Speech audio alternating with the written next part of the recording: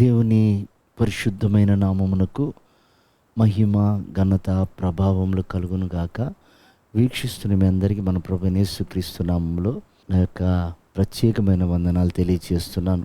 ఈరోజు మన దేవుని వాగ్దానం ఇర్మియా గ్రంథము 7వ అధ్యాయం 23వ వచనం. మీకు ఆజ్ఞాపించుచున్న మార్గం అంతటి అందు మీరు నడుచుకొనుడి.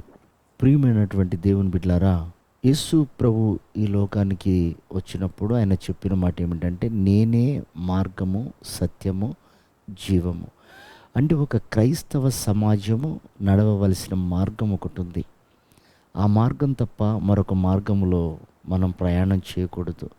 అలా చేస్తే ఆ రాజ్యానికి మనం చేర్చబడలేం. క్రీస్తే మార్గమై ఉన్నాడు. చూడండి, ఆయన మార్గంలో మనకు నడిచినప్పుడు మనకు దొరికే లాభాలేంటి? మనం మార్గంలో నడుస్తున్నప్పుడు ఆయన మనకు ముందుగా వెళ్ళి మెట్టగా ఉన్న స్థలాలు, అనగా శోధనలు, ఆటంకాలు, ఇరుకులు, ఇబ్బందులు, అనారోగ్యాలు, ఆర్థికపరమైనటువంటి ఇబ్బందులు ఏవైతే ఉంటాయో వాటన్నిటిని కూడా మొదట ఆయన తొలగిస్తాడు. ఆయన మనకు ముందుగా నడుస్తాడు. రెండోది, ఆయన మార్గంలో మనం నడిచినప్పుడు చూడండి, అబ్రహాముతో అంటాడు, అబ్రహాము, తూర్పు, ఉత్తర, పడమర, దక్షిణ వైపు నువ్వు చూడు, నువ్వు చూసిన దేశం అంతా కూడా నేను నీకు ఇస్తాను అన్నాడు. అంటే అంత గొప్ప ఆశీర్వాదం. అందుకే ఆ రోజుల్లో అబ్రహామును ఆ ప్రజలన్న మాట ఏమిటంటే, మా మధ్యలో నీవు మహారాజుగా ఉన్నావయ్యా అన్నారు. ప్రియమైనటువంటి దేవుని బిడ్డలారా, ఆయన మాట మనం విన్నప్పుడు కలిగే ఆశీర్వాదాలు చాలా గొప్పవి. చూడండి, లోతు ఆయన మాట వినకుండా దేవుడు అంటాడు, ఇదిగో నేను చూపించిన కొండకు పరిగెత్తు, నువ్వు దీవించబడతావు అన్నాడు.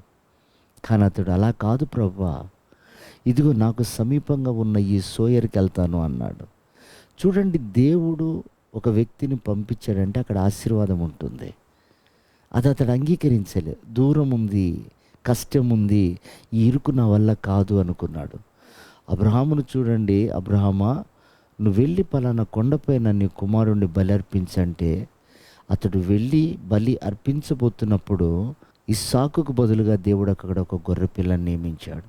నేనంటాను, ఒక ఇరుకు నువ్వు హృదయపూర్వకంగా అంగీకరిస్తే అక్కడ నువ్వు ఒక దీవెన చూస్తావు, ఆశీర్వాదాన్ని చూస్తావు. కానీ ఇక్కడ లోతు చూడండి, ఆ మార్గంలో వెళ్ళమంటే నా వల్ల కాదు అన్నాడు. భ్రష్టుడైపోయాడు. అతని కుటుంబం అంతా భ్రష్టత్వంతో నింపబడింది.